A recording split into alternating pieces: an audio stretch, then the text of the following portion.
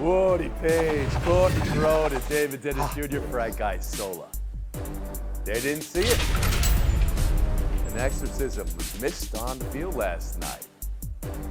A head held in shame was missed on the field last night in a result that could loom large in the NFC. We'll talk about it.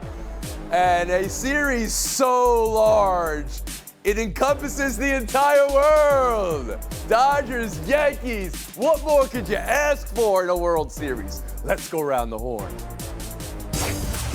You could ask for Met Yankees. I think that was jinxed the second you brought it up, my friend.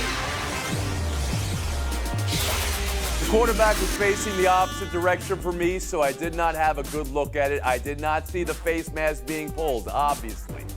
Trey Blake, obviously the head official, referee, after the game. That's how Rams-Vikings wrapped up, quite obviously, as well. It was a complete game for Matthew Stafford, a win that gets them to 3-4, and the loss now 2 straight from Minnesota.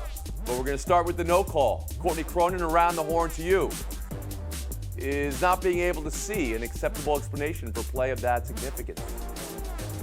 No, of course not. And the best thing I saw on social media last night was the determination that fans watching this game came to, that Sam Darnold, Tony, is indeed not an owl. His whole face mask got pulled about a 180. We all realized it. Byron Young, in the moment, after he grabbed the face mask and then throws his hands on his helmet in disgust with himself, he realized it, yet the referees did not. So why do we have replay assist if it can't be used in critical moments like this? I'm not saying that you have to review everything in the final 2 minutes of a game, but limit it to blatantly missed calls and ones that are not based on a judgment, like pass interference. Either you grabbed the face mask or you didn't. No game should come down to a devastating no call like this. We saw this less than a month ago when a no call on a face mask went in favor of the Atlanta Falcons on a Thursday night game where they ended up beating the Tampa Bay Buccaneers. Frank Isola.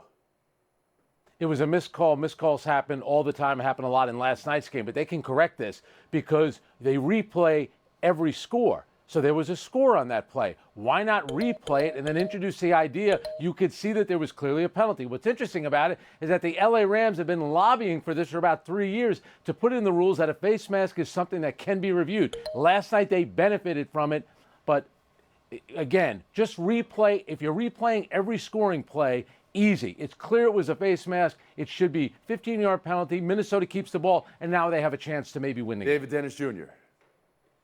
Tony, I'm of the belief that actually adding replay does not help with making calls more accurate. We just saw this with Game 5 of the WNBA Championship where there was a replay and they still got the call wrong. These things do not add to the satisfaction from a fan standpoint or accuracy standpoint. So where does that leave us? That leaves us in a situation where referees just have to get the call right. There was no excuse for you not getting that right. And so when we come on these shows, we talk about if you miss an easy field goal kick, we talk about how you have no excuse not to miss that kick. If you miss an easy layup, we say there's no excuse. Those referees, there's no excuse to miss that. And the only solution is be better. Be better at your job. They were a few feet away from you, and we're going to put your feet to the fire for missing a call like that. Yes, mistakes happen, but we can also say you need to be better at the job. And Woody Page.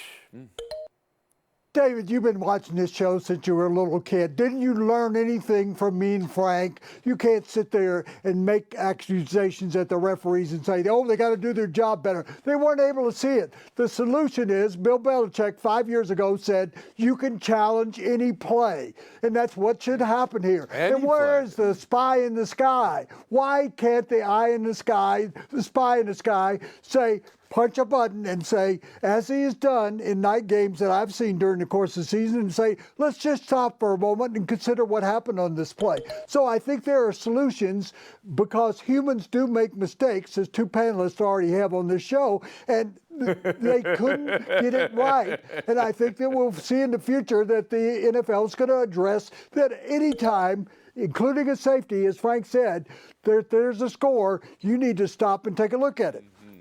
Question is, did it decide the game or did it end the game? The game was an 8-point game with 2 minutes left. No. Minnesota still had a lot of work to do. I want to ask about the game. The way the Rams put it on a #1 defense and the way they've surged over the last couple of weeks and the return of Nacua and Kupp last night paying immediate dividends. And the way the Vikings in just 4 days have been knocked down a bit from 5-0 to 5-2. News of the day, for Minnesota not great star lineman Christian Darrisaw's season-ending knee injury. So what'd you learn? What'd you take away from last night? Around the horn, Courtney Cronin. Rams are still very much alive in this. I watched their offense in week 4 when they played the Chicago Bears. Didn't have Puka Nacua, did not have Cooper Kupp. They look very different. The 24 snaps that those two played going into this game, they look like they had no issue whatsoever being able to gel. 12 catches, 151 yards, and a touchdown. That's their combined stat line. It also helped Matthew Stafford because look at what he did against the Las Vegas Raiders 4 days earlier. 62.6 passer rating. He had thrown 3 touchdowns all season. He had 4 last night with his receivers, who, by the way, are really good blockers. Don't forget on that 4th and 1. Puka Nacua had a pretty critical block on Josh Metellus to spring Kyron Williams free and then extend. So does it have you rethinking what the Rams are possibly capable of this year? It sounds like Courtney. Woody Page, around the horn to you. Well, I'm going to pause the rethinking process because they play at Seattle in their next game. And that total division is a mess. It is. You might be able to win it with 7 victories this year. So, I mean, Seattle, well, nobody's running away with it. Seattle, if they were able to lose to the Rams coming up, the Rams would be right back in the middle of it. So let's kind of put a pause button there. Let's see what the Rams are able to do against the Seahawks and what happens in that entire division the rest of the season. It could come down to the last game when they're playing. They still have a bunch of games against each other. I think the return of those wide receivers, and as Courtney said, 150 yards among the two of them, I think that made a difference in the game. 48 hours ago, Woody, on this show, we did a story. Is Cooper Kupp on the trade market? Is this a teardown for the Rams? And in just 2 days, Frank Isola, are you viewing the Rams differently, or maybe even Minnesota with 2 losses over 4 days? Yeah. I mean, for the Rams, they turned their season around over the past 4 days, and Matthew Stafford was outstanding. 30 points was a season high. They haven't scored 30 points in forever, so clearly their offense is clicking. And in that division, the Rams are just fine, especially with that coach, that quarterback. David Dennis Jr. Yeah, this game was a tale of 2 ceilings, really. We talked about that face mask, no call, but even still, there was at no point in those last 2 drives I felt like Sam Darnold was going to drive that team down and score. But on the other hand, we have Matthew Stafford, who really just dominated that Minnesota Vikings team that had been vaunted defensively, especially when you look at that play down the red zone. We ducked the defender, threw a touchdown. What we've seen is a Stafford, and with those weapons, who could, really make some noise, especially in that division and maybe in the NFC. A tale of 2 ceilings. I like that. It was the best of wooden beam. It was the best of stucco.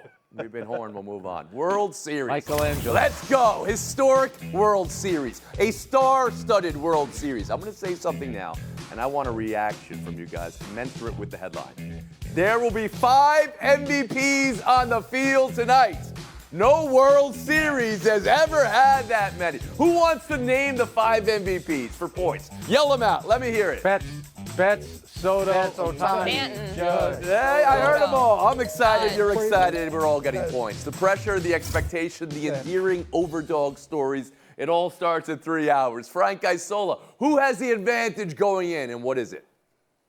I think the Dodgers do. I think because of Ohtani and Betts, they were outstanding in the last series. And, these bullpen games that they throw, I think the Yankees are kind of stealing a little bit of that because Nestor Cortez has now been put on the roster. So I think you'll see Garrett Cole get his starts. There's going to be a lot of bullpen games. One other thing, though, about this series for the Yankees.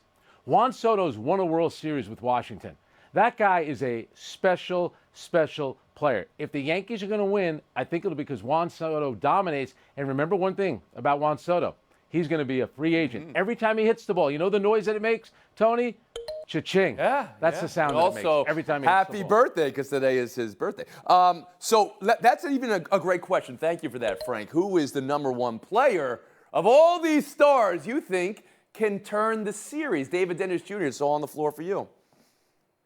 Yeah, this comes down to, not unsurprisingly, who do you believe more between Ohtani and Judge? I think this is going to go 7. I'm hoping it goes 7. And this is about who's going to show up in those critical moments. Judge is still struggling in the playoffs. He's been struck out on 32% rate, batting at 161. Ohtani is at points like at 615 pretty much with runners in scoring position. And we've already seen him earlier this season have pretty much the very best game we've seen from a single player in baseball history. So when that Game 7 rolls around and have more faith in Ohtani. Courtney Cronin, who's got the advantage going in? Who's the number one player you think can tilt this series? Yeah.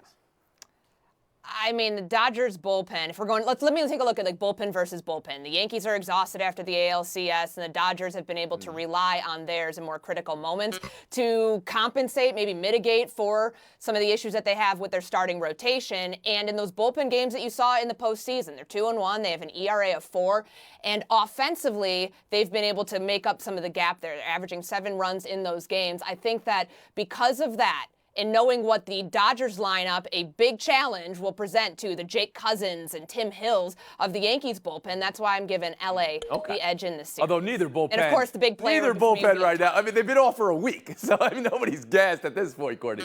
Woody Page, to you.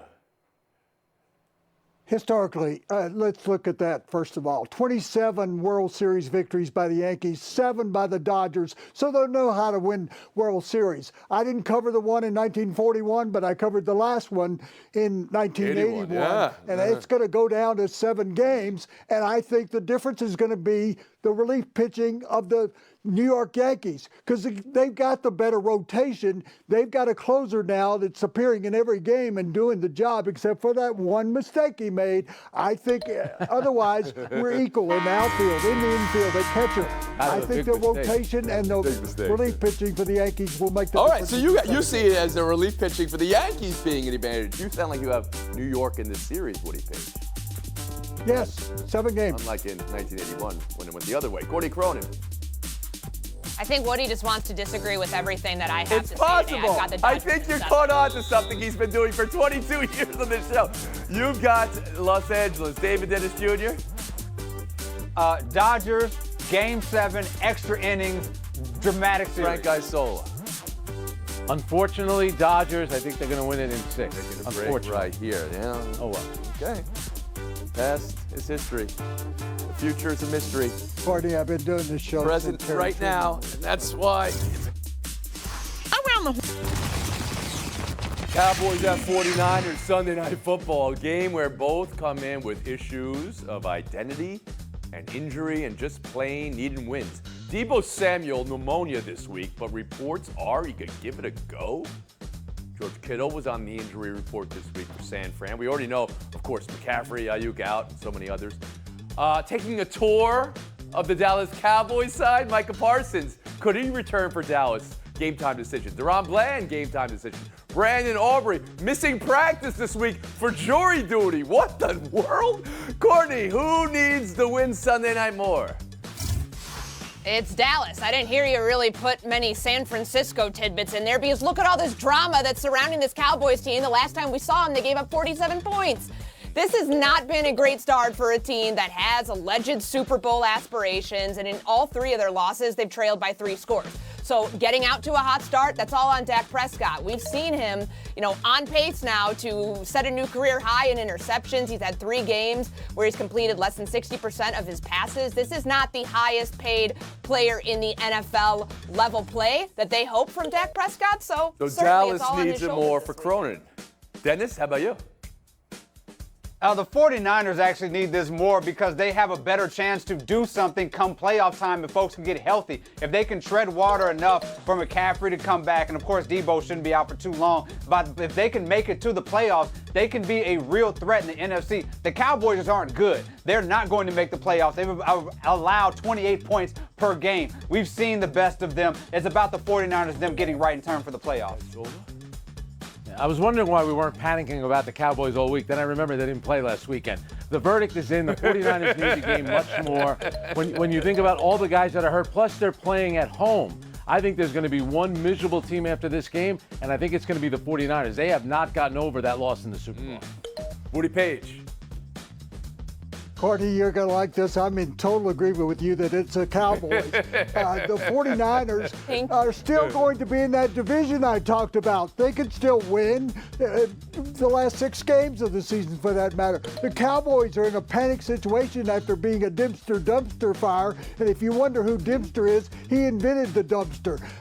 And I think that there's a real opportunity here that the Cowboys just totally disappear if they lose You're this on game. fire. I'm not sure if that makes it hot garbage because it's a dumpster, but we'll leave it at that. I'm sensing Isola's got Dallas in this game. It seemed like that was the pick you gave us. David, pick the game. San Francisco. Cronin. I've got San Francisco. Paige. 49ers. We'll move on. Thunder 102, Nuggets 87. Oh, Woody, your Nuggets, your Westbrook debut, your bench in this game. Check out this play. Chet Holmgren on both ends. The block on Jokic and coming back the other way. Throwing it down. The floor is yours, Woody, on a Game 1 statement. Was it made by the victors in OKC or by your losing ball club? Speaking of dumpsters, the Nuggets came out just as they finished last season in the postseason when they allowed that comeback by the Timberwolves. They look terrible. They can't shoot a three-pointer. Even Jokic with a triple-double didn't look like he was interested in the game. Westbrook is of no help to them, as he hasn't been for the last couple of years. This is a team in real trouble in Denver. Courtney Cronin. I think SGA came out in MVP form from day one. There's been a lot that's been made about his shooting, and if he just adds a consistent pull-up to his game, he's going to take his game to the next level. We saw bits of that last night on 11 and 24 shooting. So this team is ready to contend with the best of the best in the West, and they might just have the best player in the NBA on the roster. David Dennis Jr. When was the last time Nikola Jokic was the second best player on the court? And I'll follow that by asking another question. When was the last time he was when he was the third best player on the court? And that's exactly what happened. Holmgren and SGA outplayed him, and they looked like they were playing a different sport than those Nuggets. They were younger, they were zipping up and down the court, and they made that Nuggets team look pretty old. And if you have other concerned about Jamal Murray and what he's doing, he hasn't looked good in a long time. It was Game 1 of the season, but okay. Frank Isola, how about you? Yeah, I agree with Woody on this standpoint. I think Denver's in a lot of trouble. But before we blame Russell Westbrook for everything, and he was a minus 21, to David's point, Jamal Murray has really struggled. He did not play well at the Olympics. Something's going on, and they gave him a massive contract. That's the issue with this team right now. They have a big-time Jamal Murray The problem. bench may be an issue too, right? I mean, that seems like a thin. Whoa, Courtney Cronin, wardrobe change, matching your background. Pop it. Let's see what we're working with there. There it is, a big game this Hoosiers. week. You know what? Maybe we'll have to bring you a huge game this week versus Washington. Maybe we'll have to bring you in if we're talking college and showdown. But you won't be in that showdown. It'll be Woody Page and Frank Isola next. Woody Page, Frank Isola. Good luck in showdown. College. Look at the schedule, Woody. Oregon's first week at #1, and they're hosting ranked Illinois. Focus on some of those teams coming off losses. Alabama. Another big one. They have Missouri this week. Texas at giant killer Vanderbilt. Two ranked teams playing each other. Notre Dame gets undefeated Navy. LSU gets Texas A&M. And yes, Courtney Cronin, we're tracking your Hoosiers. Indiana got Washington. Dro, what's the game of the weekend? I did look, and I like the SEC battle between Texas A&M and LSU. LSU has improved its defense lately, and Texas A&M is on the rise. This is an elimination game in October. One of these teams is going to have 2 losses and not going to have a chance at the playoffs. College game day is in Bloomington. That's pretty cool. I'll be focused right down the road here in New Jersey at Jimmy Hoffa Stadium. You get Navy, you get Notre Dame. The loser of that game is certainly going to be out of the playoffs. And come on, you want to root for an underdog story. Let's see Navy play Army undefeated, and one of those teams go to the college football playoff. That would be There's cool. a way they could play each other twice this season. Conference I championship. know, not good. Supporting Too our troops, complicated. Frank, I love you for it. Here's the point. We'll move on. Showdown 2. Pitt 6, all right? It's a new thing. It happens when Pittsburgh intercepts Kyle McCord 3 times for touchdowns in a half. Unbelievable. 3 pick sixes, 5 INTs total. McCord also tripped himself to a sack in this one. Terrible, horrible, no good day for the quarterback. But Woody, you're a coach. What do you say to a kid like that after a game like that to coach him up? It's okay, son. Your father was a quarterback at Rutgers and lost in a blowout to a Syracuse team. He got over it. You get over it. Is that true? Wow. Frank Isola, you're a coach. What do you say to Kyle McCord after a game like that? I would say, son, 4 days earlier, a New York team played in the same stadium. A quarterback making a lot more than you wasn't good either. You'll get over it. We'll be better for it. Don't worry. How about that? Okay, you had to make it about. Okay, I see what you're doing. Woody Page. Took a little dig at I it. know. You I guys understand like what that. you're doing, Frank. Woody Page doing the familial story there. I had no idea about Kyle McCord's dad. We'll give you the FaceTime today, Woodrow. Very tragic story in sports yesterday. Amir Abdur Rahim died at the age of 43. He had taken over the South Florida basketball program and did an incredible job, one of the biggest turnarounds that we've seen in recent years, winning 25 games in the conference championship, going to the NCAA tournament. And he was on the rise and going to have just an incredible career.